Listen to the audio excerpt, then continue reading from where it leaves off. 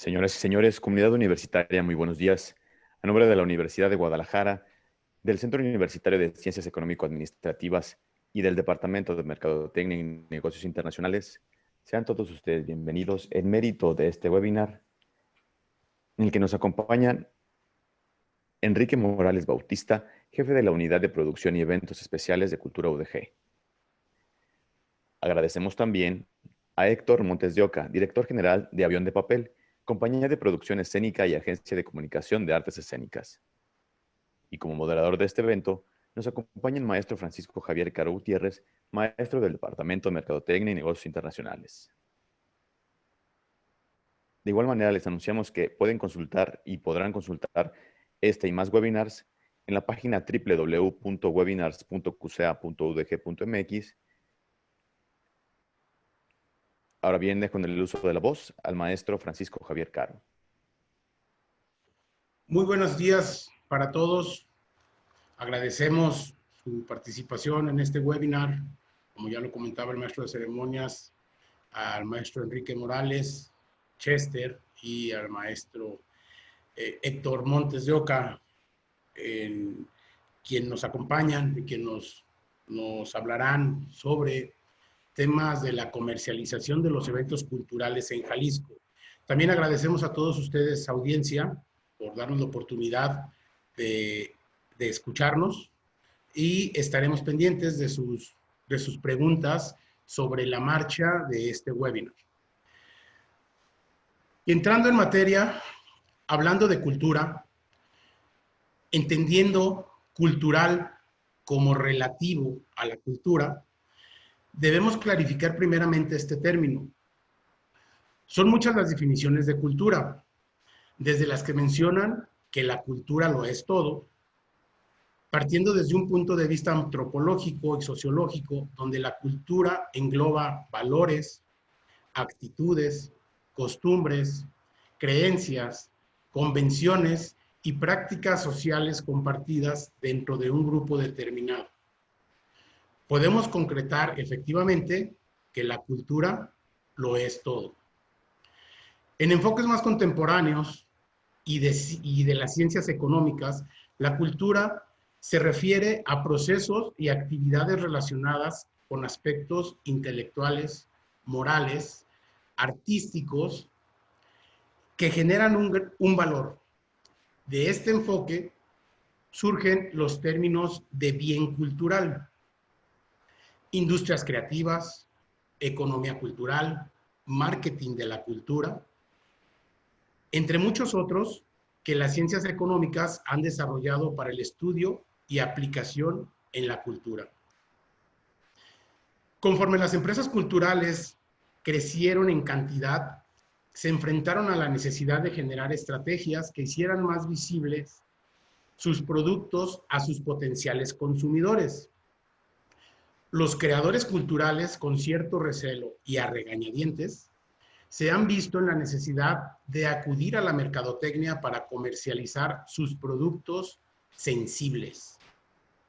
Yo les preguntaría a ustedes, ¿quién de ustedes en estos días de cuarentena y aislamiento no ha escuchado música o ha dibujado, pintado o realizado un recorrido virtual en un museo o haber observado o visto un video musical o una película en una plataforma de streaming? Esto, señores, es arte, y arte es cultura.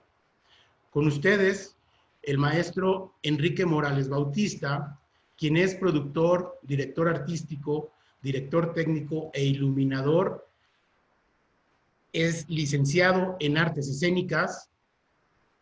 Él actualmente es el jefe de la Unidad de Producción y Eventos Especiales de Cultura en la Universidad de Guadalajara, cargo que ocupa desde 2010 a la fecha, y ha participado en un sinnúmero de eventos, entre los que más destacan la producción técnica de la Feria Internacional de la Música, FIMPRO, producción técnica ISPA 2019, Congreso Guadalajara International Society for the Performing Arts, en la coordinación técnica del programa de espectáculos del Festival Creativo para Niños y Jóvenes Papirolas, en el programa de artes escénicas de la Feria Internacional del Libro en Guadalajara, FIL por por muchos años, en la Feria Internacional en la Feria del Libro en Español en Los Ángeles, léala, en la producción de eventos sociales en el Festival Internacional de Cine en Guadalajara, FIC, y actualmente es director técnico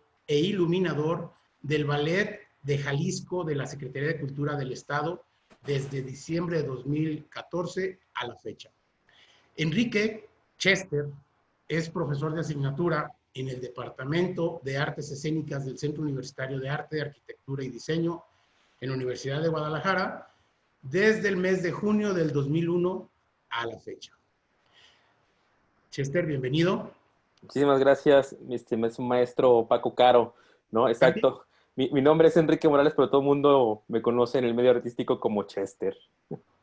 También tenemos con nosotros a Héctor Montes de Oca, quien es comunicador, productor y gestor de proyectos escénicos. Es licenciado en comunicación.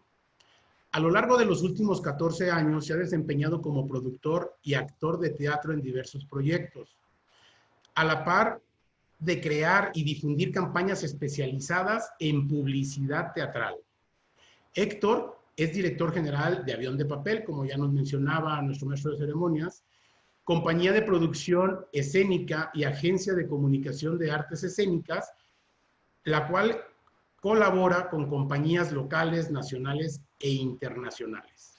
Cabe destacar que Héctor, en marzo del 2019, recibió el galardón al mérito teatral en la categoría de Nuevos Valores por parte de la Secretaría de Cultura Jalisco y SECA. Actualmente es consejero titular en el área de teatro del Consejo Estatal para la Cultura y las Artes. Héctor, bienvenido. Muchas gracias por la invitación. Hola a todas y a todos. Muy bien, pues señores, adelante. Platíquenos sobre la cultura, la comercialización de los eventos culturales en Jalisco. ¿Qué tal, Paco? Gracias por la invitación nuevamente. La verdad es que tanto Héctor como yo nos sentimos muy contentos de participar en esta charla, sobre todo porque tanto él como yo nos dedicamos a la comercialización y a la producción de eventos culturales sin ser mercadólogos, ¿no? Quiero hacer esa aclaración. Hemos tenido que aprender sobre la marcha, hemos tenido que estudiar sobre la marcha, ¿no? Estamos muy interesados justo en involucrarnos y en tener esta cercanía con ustedes, ¿no? Con esta parte de las ciencias económico-administrativas, justo para también nutrir nuestra labor y que ustedes también conozcan qué es lo que hacemos o lo que hemos hecho ya también, ¿no? Yo soy unos cuantos años más grande que Héctor. Yo vengo de la época en la que para publicitar tu obra de teatro aquí en Jalisco, propiamente en Guadalajara, hablando de la zona metropolitana de Guadalajara, tú todavía tenías que salir a repartir tus volantes, cosa que ya está prohibida en este momento. Tenías que salir a pegar tus carteles, ¿no? Yo soy egresado de la Universidad de la carrera de actuación de teatro en el 2000, y lo que me motivó a dedicarme a la producción y a investigar sobre medios de comunicación y cómo poder vender mi producto fue precisamente que yo quería vivir de esto, ¿no? Yo quería vivir de las artes, del trabajo que hacía, ¿no? Eso fue lo que me motivó a poder o a querer desempeñarme, involucrarme en los procesos administrativos, ¿no? Como bien mencionabas tú en la primera parte, Paco, los artistas a regañadientes hemos tenido que entender que esta parte de la gestión económica, de hacerse de recursos, esta parte de tener que vender un producto, ¿no? Un producto artístico, nos ha costado trabajo entenderlo. Tal vez por esa frase romántica de yo vivo del amor al arte, ¿no? Creo que eso ya está muy romantizado y tendría que quedarse en el siglo pasado, ¿no? Los modelos económicos han cambiado. Ahora con esta situación que enfrentamos de la pandemia del COVID, los modelos económicos a nivel mundial se van a volver a reestructurar, el orden va a tener que ser otro, ¿no? En mesas que hemos estado teniendo desde que comenzó esta situación, porque además, como con nosotros, la industria del espectáculo, la industria del entretenimiento, ha sido una de las industrias más golpeadas. Fuimos los primeros en cerrar, y somos los últimos contemplados para abrir. Ahí nos dice, ahí nos dejan muy claro en dónde estamos ubicados en la pirámide de consumo, ¿no? Entonces, hemos hecho muchas reuniones para esto, para ver qué sigue. Y más allá de lo que platicaba yo con Héctor cuando nos poníamos de acuerdo para esta charla, más allá de venir a decir y platicar cómo lo hacíamos antes, me gustaría también platicar de hacia dónde vamos, qué pensamos, qué vamos a hacer, cómo vemos el nuevo panorama. Seguramente muchos ya han visto imágenes de los primeros conciertos que se están realizando, de las primeras salas con los aforos al 30%. Realmente para el artista es desalentador. Y la otra situación es que económicamente tampoco es redituable. Como industria, sí estamos preocupados de cómo vamos a comenzar a comercializar nuestros productos, ¿no? Perdón, Héctor, para introducción creo que ya fue suficiente. Sí, pues la verdad es que yo estoy muy contento de poder también formar parte de esta charla, de este diálogo a distancia. Me parece muy pertinente y justamente acercarnos a la mercadotecnia es vital. O sea, creo bueno, soy comunicólogo, tengo una especialidad en mercadotecnia dentro de la misma licenciatura, me enfoqué mucho y como soy amante del teatro y comencé a hacer teatro desde hace muchos años, pude como unir estas grandes áreas para poder complementar una con otra. Entonces me parece muy interesante tener un acercamiento con las personas que se dedican al marketing, justamente porque creo muy pertinente que el marketing pueda hacer transformaciones dentro de las artes, sobre todo, bueno, en mi experiencia en las artes escénicas, que es a lo que yo me dedico. Entonces, tener este primer contacto con ustedes, pues es interesante. Creo que hay muchas cosas que podemos platicar y compartirles porque también es un área de oportunidad para las personas que estudian mercadotecnia, adentrarse a esta parte que no es descubrir el hilo negro, simplemente es llevar la mercadotecnia a las artes, que está un poquito, digamos, hecho a un lado, sobre todo de forma local. Falta mucho que estos agentes, que estas personas que conocen de mercadotecnia, se unan a los procesos creativos que tenemos los creadores para fortalecer los productos culturales y pues estoy muy contento de estar aquí. Bien, bienvenidos nuevamente y agradecemos pues su enorme pasión por el arte y yo vendría aquí a hacer una pregunta inicial para ustedes. ¿El arte es un producto de consumo? Mi respuesta es sí. Tan sí que tú mismo lo acabas de mencionar ahora que iniciábamos con esta charla, ¿no? En esta pandemia, ¿quién no se sentó a escuchar música? ¿Quién no encendió la televisión a ver una película o a descargar algún video musical? Sí es un producto de consumo, ¿no? Y vuelvo a lo mismo. Durante muchos años los artistas hemos creído que si vendemos nuestro producto estamos traicionando en ocasiones nuestros ideales, ¿no? Eso ocurre cuando eres estudiante. Cuando eres estudiante probablemente sí lo pienses así, ¿no? A mí me ocurrió cuando estudiaba en el 96 teatro. Pues yo quería que mi arte transformara el mundo, ¿no? Que lo que yo iba a presentar fuera, eh, que modificara por completo la conciencia de la gente. Sí, al final de cuentas es parte del fin del arte, ¿no? Pero también es el entretenimiento. También es el liberarte un poco de esos problemas, liberarte un poco de esa carga que tienes. Sí es un bien de consumo, sí es un producto de consumo, sí es un producto que se consume mucho. Claro, también hay que ver de qué manera se consume y quién lo consume y cuánto se paga por este consumo, ¿no? Platicábamos, por ejemplo, ayer, Guadalajara, Jalisco, es una de las entidades en México que está más acostumbrada a solicitar cortesías, ¿no? Y quiero la cortesía, y quiero la cortesía. Entonces, sí hay un consumo, ¿no? El tema es que no vemos una monetización en esa parte, ¿no? No sé, Héctor, si quiera comentar algo más. Sí, sin duda es un producto y justamente me gustaría hacer hincapié a lo que comenta Chester referente a que los creadores del arte como tal, ¿no? Las mentes que desarrollan todos estos productos a veces no conciben que puede ser un producto y hay como una especie de recelo entre la creación y la comercialización. Pareciera que van separadas, pero realmente no. Yo creo que como creadores todos debemos tener esta apertura para poder compartir, porque más que comercializar, se trata de compartir lo que hacemos, que no quede únicamente rezagado en un sitio o en un lugar de creación, sino que también las personas que viven alrededor de nosotros puedan conocer diferentes tipos de propuestas.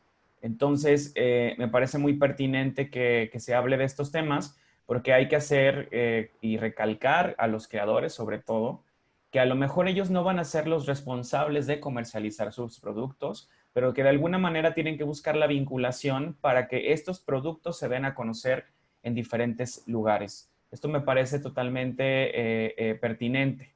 Si nosotros como creadores solamente creamos y guardamos las cosas para nosotros, pues no se cumple esta labor del arte, ¿no? Queda como mermado por completo esta situación. Entonces, yo creo que ojalá, digo, no alcanzo a ver muchas caras que están conectadas, pero estaría padrísimo que si hay algún creador de cualquier tipo de arte, pues pueda, digamos, como abonar a esto, porque creo que es urgente, creo que es muy necesario. Y sobre todo lo que estamos viviendo, nos damos cuenta que tenemos que comercializarlo, que a lo mejor esta pieza que tenemos en casa no solamente se va a quedar en casa, sino que hay una forma también de obtener algo a cambio de esta venta, de este producto. Entonces, pues adelante, yo creo que vale mucho la pena.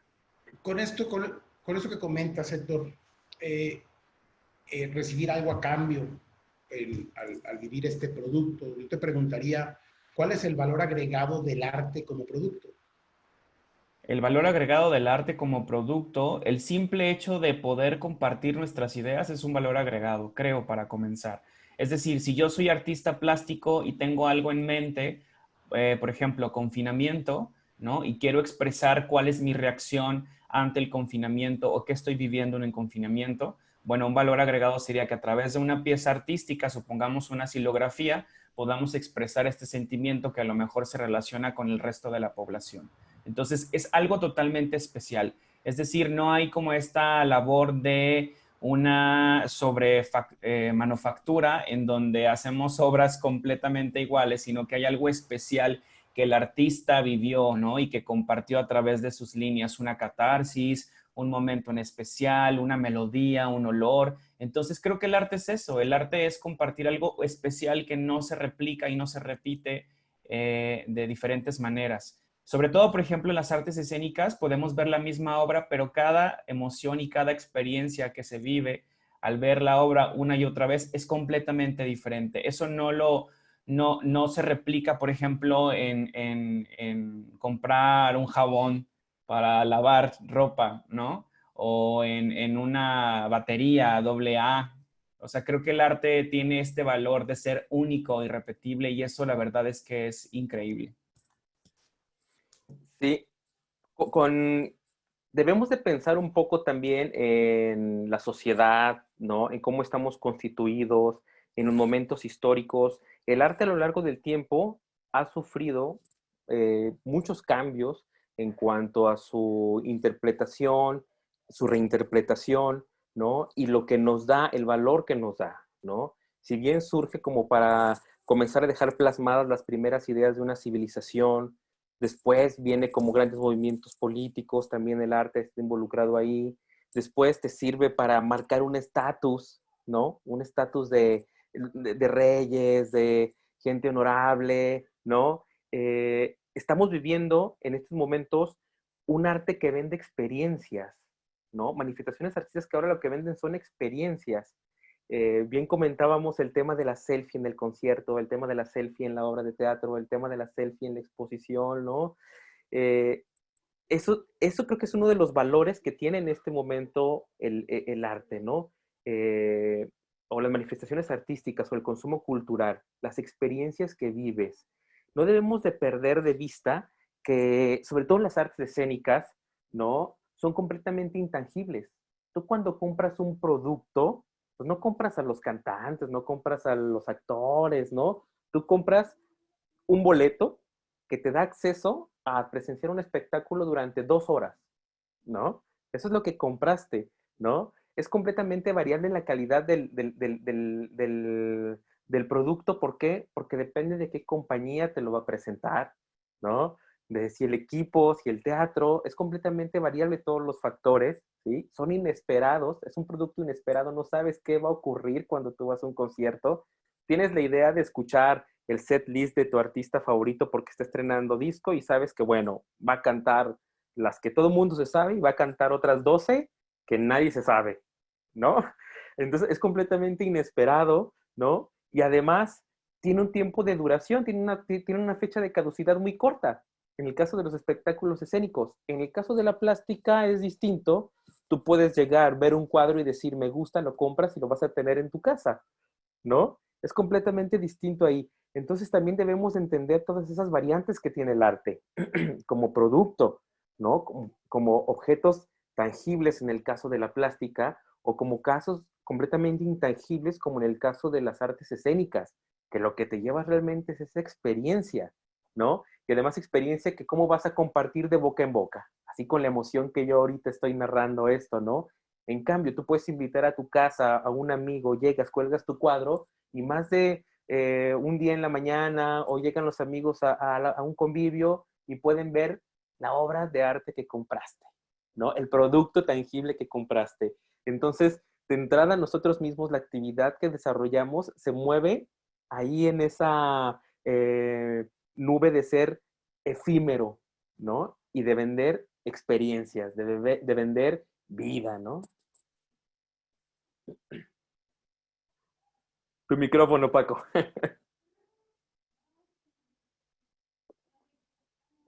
Mi estimado Paco, tu micrófono está apagado.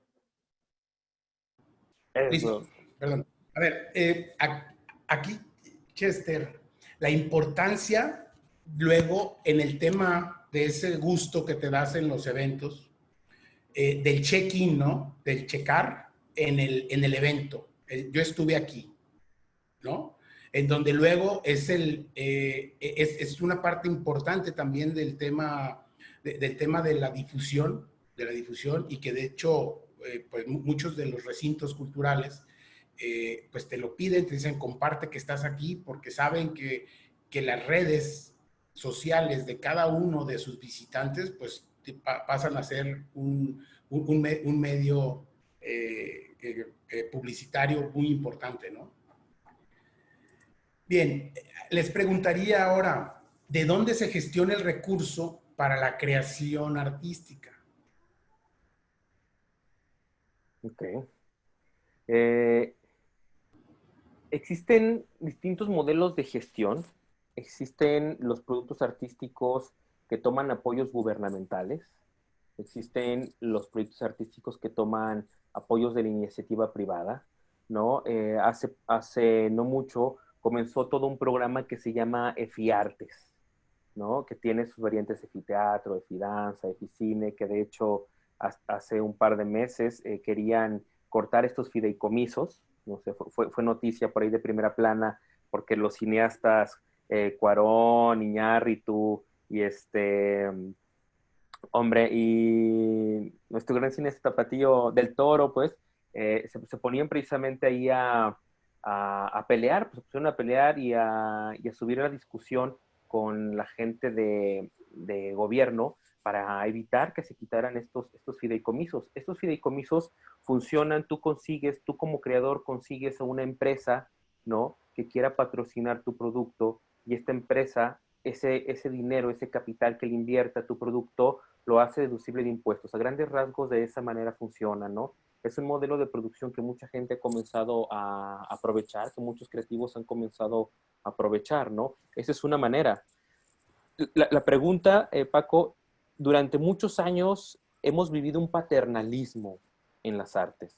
Eso también es real, ¿no? Durante muchos años hemos estado acostumbrados que la institución, que el gobierno nos dé dinero para producir o que vayamos y pidamos dinero para producir, ¿no? Justo lo que Héctor comentaba hace un momento, esos modelos tienen que cambiar. Ya no podemos estar esperando que el gobierno nos dé dinero porque no va a ocurrir así. Aunque he de decir que una de las empresas más importantes en cuanto a nivel cultural y entretenimiento si no es por el apoyo del gobierno, no sería lo que es hoy. Me refiero al Circo del Sol. El Circo del Sol inició formándose para presentar un espectáculo por los 450 años de la Fundación de Quebec, ¿no? Y el dinero vino directamente del gobierno, y a partir de eso se dieron cuenta que tenían un gran producto y comenzaron a comercializarlo al grado en el que se encuentra hoy, aunque también en este momento, en este año 2020, se encuentra a punto de la bancarrota, ¿no? Con una deuda de más de 800 millones de euros por cómo fueron trabajando su producto a lo largo de los años. Lo platicamos más adelante para no meternos ahorita en ese tema, pero sí, la principal forma de generar recursos para la creación artística en este momento son las instancias gubernamentales. Y eso tiene que cambiar. Eso tiene que cambiar ya, ¿no? Bien, ¿algo que agregar, Héctor? Sí, hay como muchos modelos que vale la pena replicar, no solamente a nivel nacional, sino también a nivel local. Como lo decía Chester, a nivel local podemos decir que hay como esta parte importante en la que los creadores esperan a que exista una beca, un estímulo, un fondo a través de gobierno, pero existen muchas formas que están también, digamos, como desaprovechadas, y que es justamente donde puede entrar la mercadotecnia, que tiene que ver con la iniciativa privada, ¿no? Con hacer alguna estrategia de mercadotecnia con la iniciativa privada para poder crear nuestros productos culturales. Y ha quedado como un poco rezagado, supongo que por la condición económica en la que nos encontramos, o con las formas también en cómo creamos o producimos. Pero, por ejemplo, yo tuve un acercamiento muy importante cuando estudiaba en la ciudad de Colima, respecto a patrocinios, por ejemplo. Todas las puestas en escena que se hacían de 2005 a 2011 eran a través de patrocinios de la iniciativa privada. Entonces, me parece que replicar modelos que funcionan en otros lugares es importante, puesto que también esperar a que el gobierno dé apoyo nos amarra a ciertas condiciones de trabajo que creo que no vale la pena replicar, y mucho menos a partir de esta nueva realidad que estamos viviendo, ¿no? Sí. Quisiera aportar una cosa más. La industria del espectáculo, la industria escénica ha crecido mucho. De 20 años para acá, cada vez somos más los que tenemos que participar para poder llevar a cabo un producto escénico. ¿A qué se debe esto también? A que la tecnología fue creciendo, ¿no? Las máquinas se fueron más complejas de operar, ¿no? Hay obras que tienen más staff técnico, más gente que no vemos, que cobra, ¿no? Que la gente que está arriba del escenario, ¿no? Eso vino también a cambiar el modelo en cómo estábamos haciendo teatro. Ya no podemos esperar que de la taquilla recuperar, ¿no? Para poderle pagar a un staff técnico de 20 personas. Eso ya es muy complicado, ¿no? Entonces, es parte de los modelos que tenemos que modificar. Nosotros estamos tratando de procurar que los productos que realicemos lleguen prácticamente ya pagados a la escena, ¿no? Y estamos hablando del microcosmos en el que vivimos en Guadalajara. Si lo vemos en el macrocosmos del espectáculo, podemos hablar de productos como Operalia, que bueno, Operalia lo patrocina Rolex, por ejemplo, ¿no? Podemos hablar de productos como Isaac Hernández, que es patrocinado por Banamex, ¿no? Podemos hablar de productos, ¿qué más? Como los grandes festivales que patrocina Corona o que patrocina Indio, ¿no? Estas marcas cerveceras que ya ni siquiera son mexicanas, ahora son internacionales, pero que bueno, que van dirigidos a un gran número de consumo, una gran masa de consumo. Y no está mal, ¿no? Todos vivimos de esa industria. Lo que tenemos que identificar también como gremio cultural, como sector cultural, es en qué parte de la cadena de consumo, del nivel de consumo estamos ubicados. Si hacemos espectáculos para 30 personas o si hacemos espectáculos para 30,000 personas, ¿no? Bien, quisiera dar lectura a un comentario que nos hace Judith Ortiz Barrera, donde nos dice: considero que tienen razón de que existe mucho recelo de vender los productos, y además hay una frase que me gusta mucho: el arte y la mercadotecnia van de la mano. El arte realiza un producto y busca plasmar una emoción en las personas, mientras que la mercadotecnia busca plasmar una emoción para posicionar su producto. Muy Fíjate, atinado sí. el comentario de Judith. Este, una de las, digo, nada más que antes de, quiero hacer un comentario con respecto a eso. Una de las marcas que más vende en el mundo juega precisamente con eso. No sé si todos ya vieron el comercial de Coca-Cola, ahora el de la pandemia, donde comienzan a aparecer distintos latas de refresco, ¿no? Por los que no pueden salir, por los que están luchando, por los que Claro, tú terminas viendo el comercial llorando y queriendo ir a tu refrigerador, abrirlo y tomarte una Coca-Cola helada, ¿no? ¿Por qué? Porque precisamente te movió todo eso que tienes ahí adentro y dices, híjole, sí, ¿no? Te identificas. Te identificas. Y la Coca-Cola es un producto sensible, ¿en qué sentido? Surgió del gusto de una persona, de la necesidad de una persona de satisfacer sus problemas físicos. Era verdaderamente un jarabe milagroso. Era un jarabe milagroso color negro con sabor a dulce, ¿no? Lo aprendieron a comercializar, lo aprendieron a vender, ¿no? Que además ahora tomamos, todo mundo sabemos que es uno de los productos que más daño hace a la salud, pues, sin embargo, ahí estamos, enamorados del producto llamado Coca-Cola, ¿no? Es esa parte del consumo del mercado que en ocasiones es muy complicado entender, ¿no? Es muy complejo porque tiene que ver precisamente con esa parte sensible como humano, ¿no? Eso es lo que terminamos comprando ahora, ¿no? Y ahora, y si bien es cierto lo que mencionan en ese comentario, también es cierto que ahora la mercadotecnia está buscando otros valores dentro del arte, ¿no? O sea, ya se está buscando que realmente exista, eh, se está buscando que primero se complazca lo que quiere el consumidor. Ya se está buscando, se está pensando en el consumidor. ¿Qué es lo que quiere el consumidor? ¿Qué es lo que quiere ver el consumidor? Que eso como artistas nos cuesta mucho trabajo, ¿no? O sea, yo no me pongo a pensar como artista, ¿qué querrá escuchar el público de la colonia X? ¿O qué querrá escuchar Guadalajara? ¿No? Eso es complejo.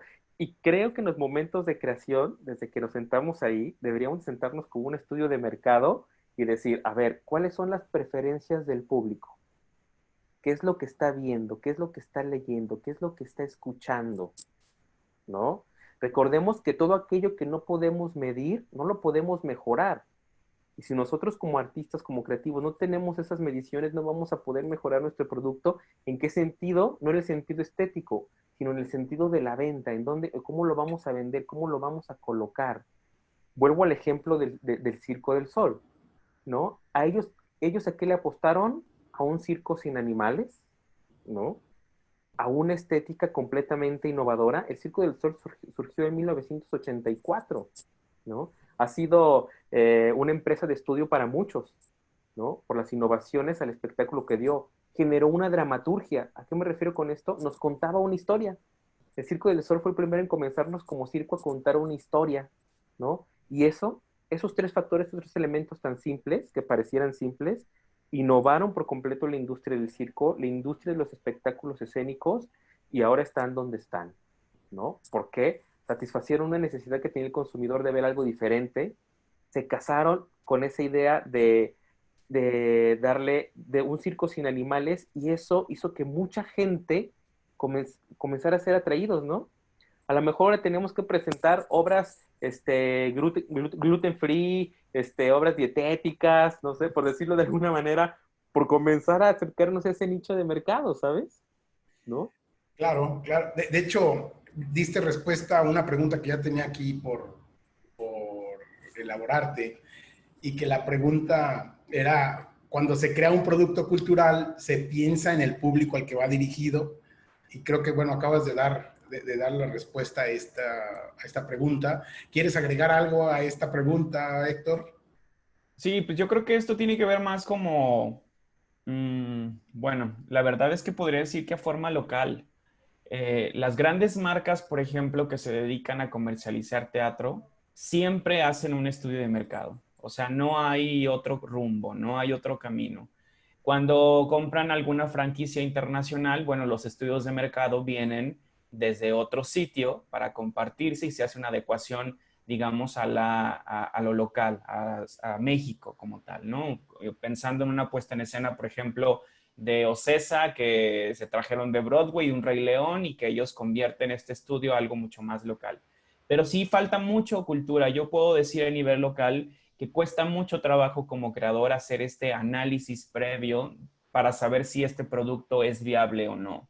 Eso es algo súper complicado de trabajar. He tenido yo la oportunidad de trabajar con casi todas las compañías a nivel publicitario y es muy difícil decir, oye, esto que tú quieres hacer, esta idea que tienes, este tema que quieres abordar, ¿realmente es comercial? ¿Realmente se puede compartir? ¿Realmente se puede hacer una estrategia de marketing?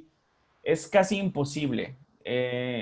Les cuesta como mucho trabajo entender que ese es un camino ideal para cumplir objetivos del proyecto.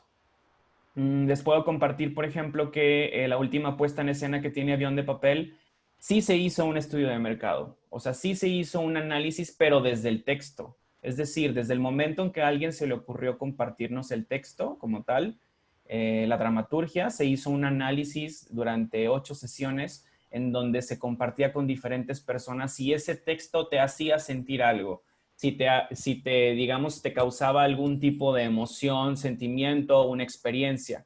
Y cuando ya llegas a construir la puesta en escena es mucho más sencillo porque ya tienes un camino claro de qué es lo que va a suceder, ¿no?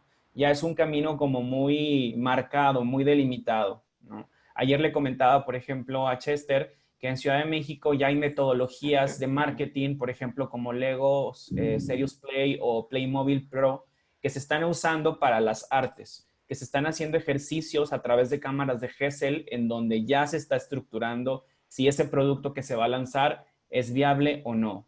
Entonces, bueno, nos hace falta mucho por trabajar y ojalá que, y vuelvo a reiterar, ojalá que las personas que están aquí de Mercadotecnia se emocionen también como nosotros para poder adentrarse en este mundo tan interesante que es el marketing cultural.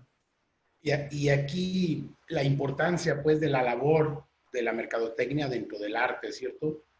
Sí, Y, y además como delimitar eso, porque creo que el marketing cultural no tiene que ver con la comunicación estratégica de las artes, son cosas distintas. Y estamos acostumbrados todos a hacer difusión, y mientras sigamos haciendo difusión, no vamos a cumplir los objetivos ni del proyecto ni de la venta del proyecto.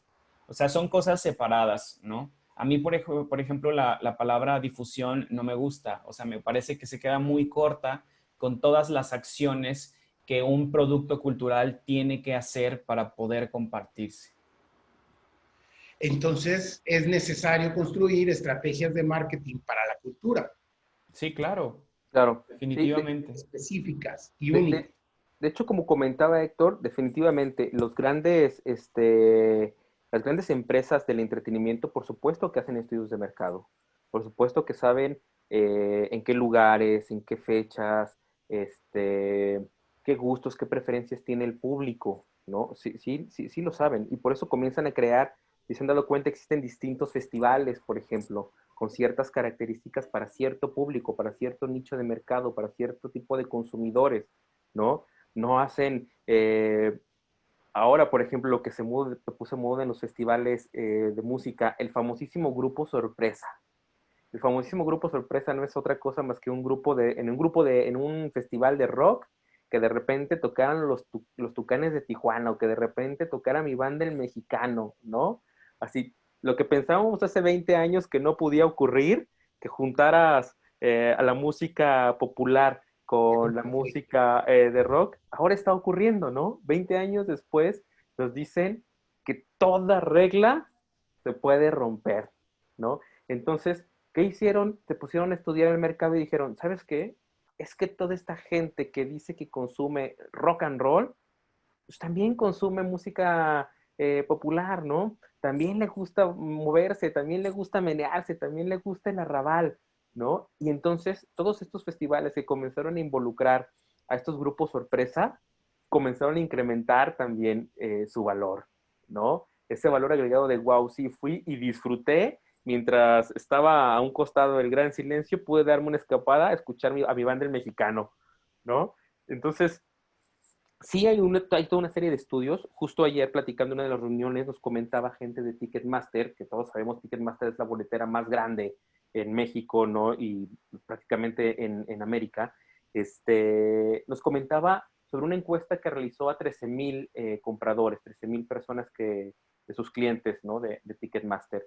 Y nos decían que la gente de lo primero que va a hacer cuando salga, el comprar un producto escénico o el comprar una vivencia, el comprar una experiencia escénica, está en el cuarto sitio, ¿no? Está en el cuarto sitio. Antes que nosotros está ir al cine, está en el tercer lugar, ir al cine, ¿no? Pero sí, ir a una experiencia escénica está en el cuarto lugar. Eso nos habla de que sí es verdaderamente una industria, ¿no? Y otra cosa que nos decían también ayer es que de los lugares que quiere visitar o donde se sentiría más seguro dentro de una experiencia escénica es en un espacio al aire libre, ¿no? En un espacio donde no tenga que tener relación con otras personas. Entonces, exactamente. Entonces, ahí, por ejemplo, ya con esos números que comienza a arrojar Ticketmaster, esas encuestas, te comienzas tú a dar a dar cuenta cuáles son las preferencias del público, ¿no? Otro de los datos interesantes que arrojaba esta encuesta es que la gente no está dispuesta a pagar por streaming, ¿no? La gente no quiere pagar por el consumo cultural en streaming, ¿no? No quiere ver una obra de teatro en streaming, no quiere ver un recorrido virtual en streaming, no, ellos quieren ir y presenciar el acto, ¿no? Yo creo, maestro, aquí que el hecho del no querer verla, a mí sí me gustaría verla después de haberla visto en vivo, después de haberla presenciado, quizá para recordarla en algún momento, pudiera verla en streaming, pero nada comparado con verla, con estar presente, ¿no? Con vivirlo, con tener esos sentimientos. Tengo aquí unos comentarios, voy a leer el primero de Judith Ortiz Barrera nuevamente. El marketing cultural tiene más que ver con el marketing experiencial. La cuestión es que el arte crea el producto y después busca el segmento y no siempre va a causar impresión, pero sí deja una experiencia. Tenemos otro por Carlos Estrada. Dice, la pandemia por COVID-19 desveló el enorme atraso en el desarrollo de instrumentos basados en la tecnología para comercializar el arte.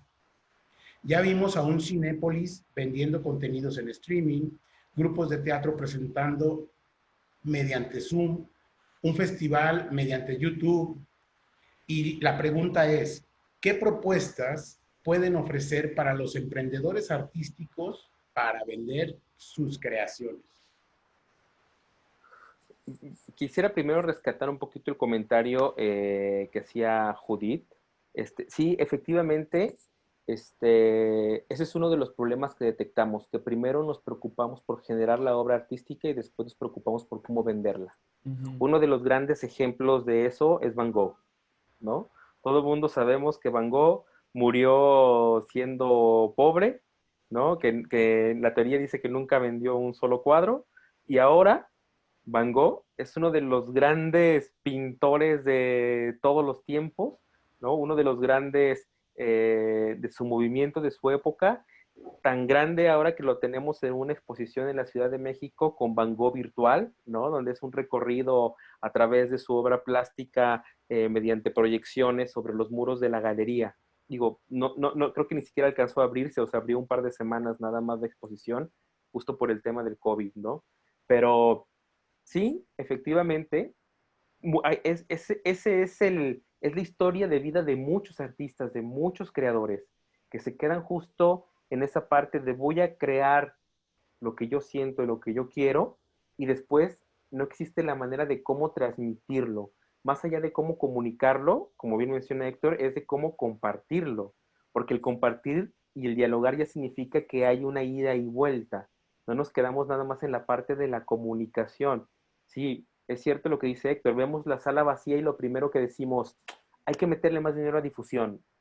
Sí, pero hay que saber cómo meterle ese dinero a difusión. Y para eso están estos estudios de mercado, para saber cuáles gustos, ¿no? Cuáles preferencias, a quién está dirigida mi temática como obra, ¿no? Y con respecto al otro tema del COVID, efectivamente,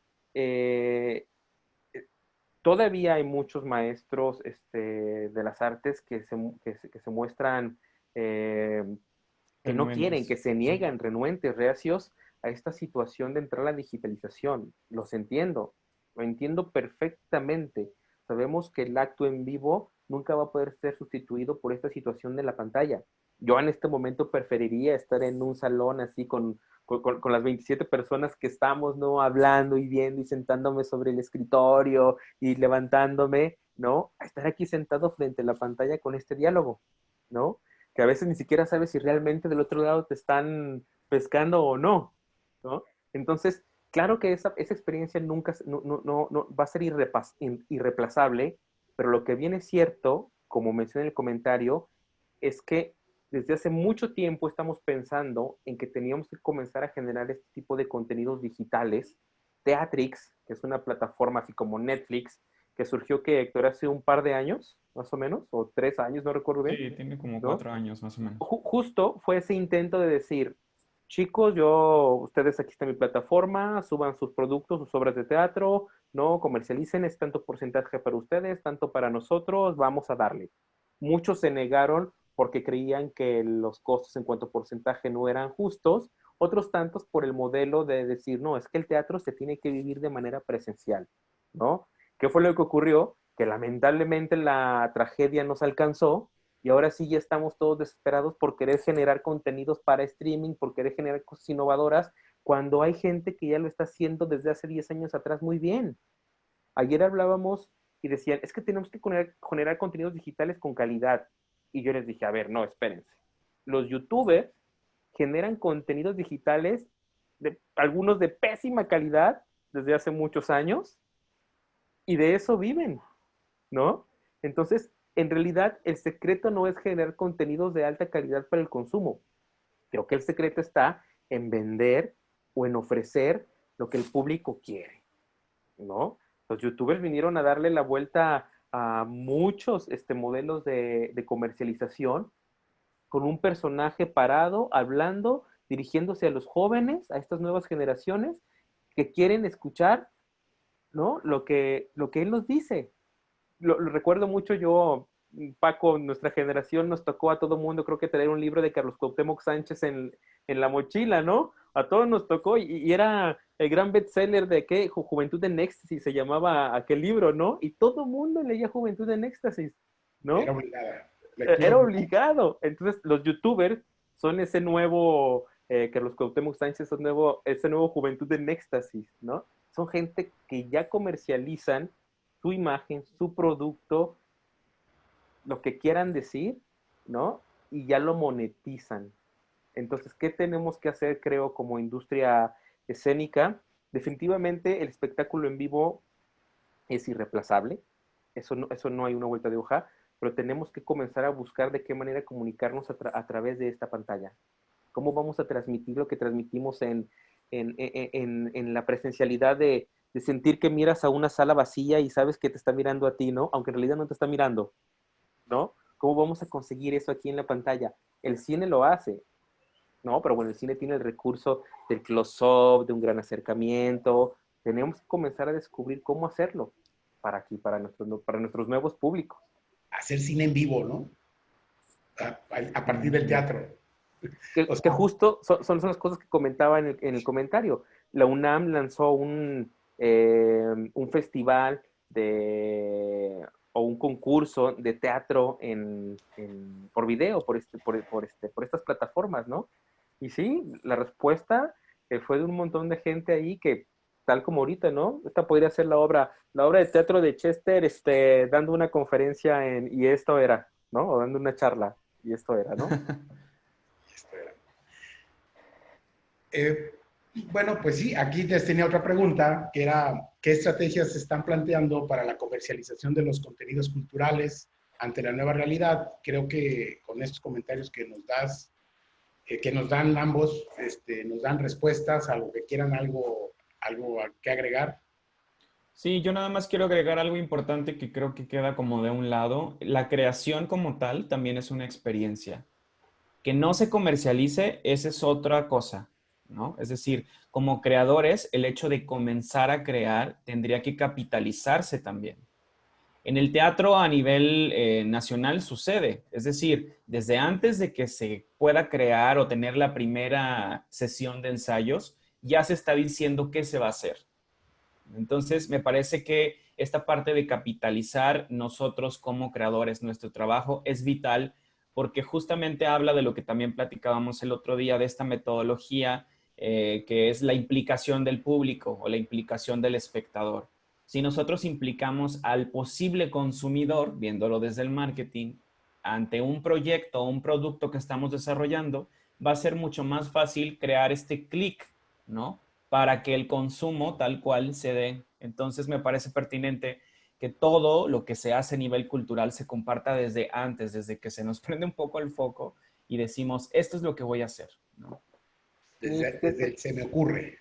Sí, Sí, hay un claro. fenómeno, hay un fenómeno de repente que yo observo mucho en cuanto al consumo de los productos culturales en Jalisco, con diferencia de la Ciudad de México, por ejemplo, y que yo siempre he dicho, bueno, es que en la Ciudad de México los artistas que hacen las obras de teatro son los que ven en la televisión, son los que ven en los comerciales, ¿no? Viene aquí una obra de Ciudad de México y bueno, llenan porque viene la primera actriz, el primer actor, ¿no? Y el otro día platicando con un muy buen amigo, con Carlos Esqueda, comenzó a hacer unas cápsulas como para acercar al público a los hacedores de artes escénicas, ¿no? A quiénes son la gente que está aquí. Y me decía, es que sabes qué, Chester, lo que tenemos que hacer es glamorizar, ¿no? A las personas que hacen las artes aquí en Guadalajara, en Jalisco. Tenemos que generarles ese glamour, tenemos que generar que el público los quiera, que los entienda para que entonces los vaya a ver a una obra, los vaya a ver a un espectáculo, porque dicen, somos completamente desconocidos, nadie nos conoce, ¿no? Entonces, creo que eso también es importante, creérnosla. A lo mejor no le hemos dado ni siquiera nosotros mismos como creadores el debido valor a las cosas, ¿no? Hay ocasiones en que lo pienso así. Y sí, por supuesto, el público consume lo que también sabe que es seguro, que va a tener cierta calidad. Esa es la otra, ¿no? Y esta parte que dice Chester de la creación de figuras hace falta mucho, porque conocemos a lo mejor un producto, pero no sabemos quién lo hizo. Pero eso también tiene que ver no solamente con la comunicación y el marketing de la cultura, sino con los mismos modelos de creación de las compañías o de los grupos o los colectivos. Es decir, si nosotros no capitalizamos quién está haciendo esa obra, esa a lo mejor escultura que está en Lázaro Cárdenas, ¿no? Que después de que investigas sabes que es Garbal, si no capitalizamos el nombre de esta persona ante toda la parte de la campaña publicitaria y demás, pues vamos a seguir tratando como de hacer las cosas por encima, ¿no? Como esta parte de la difusión únicamente. Bien, tenemos un comentario de Saúl Bucio que nos dice, Enrique, ¿cómo equilibrar la creación de productos culturales cuando el objetivo es la expresión misma del artista y además cumplir con las expectativas del público? ¿Qué cumplir primero? ¿El objetivo de crear o el de comercializar? Esa es una muy buena pregunta, como para otros 5 o 6 paneles de reflexión con un montón de creativos y preguntarles abiertamente, a ver, ¿tú qué prefieres? ¿No? El huevo o la gallina. No, comer, vivir bien o seguir llevándola ahí, tener además de tu empleo como director, como actor, como escenógrafo, como iluminador, además ser contador por las mañanas, ¿no? O ser abogado, o ser, ¿no? Porque eso ocurre mucho en nuestro medio, ¿no? No solamente nos dedicamos al arte escénico, sino que también además tenemos otras actividades. Son pocos los artistas, son pocos los creadores en el entorno tapatío que solamente viven de la representación escénica. Son muy pocos, ¿no? Sí, hay muchos que se dirán, bueno, sí, es que doy clases de lo que yo hago. Bueno, sí, pero dar clases, la labor docente ya es otra actividad, ¿no? Sí es complejo, creo que una cosa no tiene que traicionar a la otra. Creo que lo primero que deberíamos entender es que justo tienen que ir de la mano la parte de la comercialización. Yo, por ejemplo, vuelvo a la situación del Circo del Sol, ¿no? Ellos no se traicionaron en cuanto a su contenido ni en cuanto a su plástica, pero sí entendieron que su producto se tenía que comercializar. Tal vez cuando lo venden en el 2015, porque eso es lo que ocurrió, el dueño original lo vende en el 2015 a otras 4 asociaciones, dijo, en este momento esta fórmula ya se terminó, cada vez hay más réplicas del mismo producto, cada vez es más difícil venderlo, ahí nos vemos, ¿no? Y lo vendió a 4 consorcios, uno en China, uno en Estados Unidos y 2 más en Quebec, algo así es por ahí, ¿no? Y terminó vendiéndolo, ¿por qué? Porque él dijo, esta fórmula ya se gastó, cada vez necesito invertirle más dinero a este proyecto, ¿no? Entonces, mejor, más vale que digan aquí corrió que aquí quedó, ¿no? Y sí, efectivamente nos podemos dar cuenta que a la vuelta de 30 años que tiene ese producto, ya hay cualquier cantidad de circos similares o de proyectos similares, ¿no? Él no se traicionó en un inicio, ¿no? Lo que sí tuvo es la visión de decir, muchas gracias, ya terminé de hacer lo que tenía que hacer, se quedan con esto que formé, que siga por allá, ¿no? No está peleada una cosa con la otra. Creo que tú tranquilamente, por ejemplo, yo, Chester, como creador, quiero hablar del amor, ¿no? Y no tiene nada de malo si mi día de estreno es el 14 de febrero, día de San Valentín. Y a lo mejor en la obra esa que voy a hablar del amor se me ocurre que es una explanada al aire libre, con muchas mesas, con toda una cena romántica, con un buen vino, ¿no? Y van a ver una bonita obra de amor, ¿no? No tiene nada de malo el que comercialicemos lo que queremos hacer, ¿no? El tema es cómo lo comercializamos y si lo que vamos a hacer realmente es del agrado del público, ¿no? Y ahí es donde entiendo un poco también la pregunta de, ¿y por qué tengo que hacer cosas que le agraden al público? Lo único que me queda decir es, todo el tiempo va a existir alguien que quiera ver lo que tú haces. Y se puede vender cualquier cosa. Y como dices tú, lo vemos con los youtubers, ¿no? Es de repente increíble ver el contenido tan carente de arte y de contenido y que a pesar de eso son youtubers con millones de seguidores. Pero bueno, señores, estamos en punto de terminar esta charla, webinar. Quisiera que nos dieran, por último, en 2 palabras, respuesta a 2 preguntas, y les voy a hacer una a cada uno. Y la pregunta para Héctor sería, ¿el arte es una necesidad? Sí, totalmente, ¿no? Es totalmente, sí, es una necesidad. Bien. Para Enrique Chester, ¿en qué nivel de la pirámide de Maslow se ubica el arte? Se ubica como en el tercer nivel, justo en esta parte de la fraternidad, de los amigos, ¿no? Ahí es donde se encuentra ubicado, aunque idealmente tendría que estar ubicado en el número 1 en la base de la pirámide, ¿no? Como producto de primera necesidad, que en esta pandemia ahí está ubicado. El consumo de expresiones y de actividades artísticas está ubicado como un consumo de primera necesidad desde el 16 de marzo a la fecha. Definitivamente coincido en donde también será basado en cada uno de nosotros, ¿cierto? ¿Cierto? Muy bien, señores, pues les agradecemos a ustedes por esta plática, esta charla tan amena, en verdad, muy nutritiva para nosotros. La maestra Paola Mayor lo agradece. Felicidades, excelente tema y excelentes expositores. Agradecemos al Departamento de Mercadotecnia, agradecemos al Departamento del CGS AIT del CUSEA, quien nos da las facilidades para hacer estas transmisiones. Y nuevamente, Chester, Héctor, muy agradecidos. Esperemos tener la oportunidad de muy pronto tener algún otro tema en el que nos puedan ustedes apoyar y que quizá con el avance de estas estrategias que tendrán que plasmar para comercializar ante la pandemia y ante la nueva realidad, nos puedan compartir estos comentarios o estos rumbos del hacia dónde vamos. ¿Va? Sí.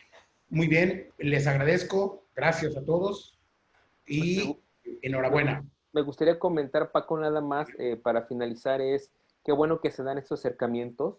Ojalá, por ejemplo, toda la comunidad de mercadólogos de CUSEA pudieran también acercarse a las asociaciones culturales que tenemos para generar esa sinergia y poder sacar a flote todo esto, ¿no? La realidad es que, como bien comencé con la exposición, nosotros hemos trabajado y hemos aprendido sobre la marcha, pero necesitamos de más especialistas enfocados también en el terreno cultural. Si a alguien le interesa, por favor, no duden en comunicarse, en contactarnos. Hay mucho trabajo por hacer, hay mucha unión por generar, ¿no? Mucha sociedad, mucha comunidad por generar.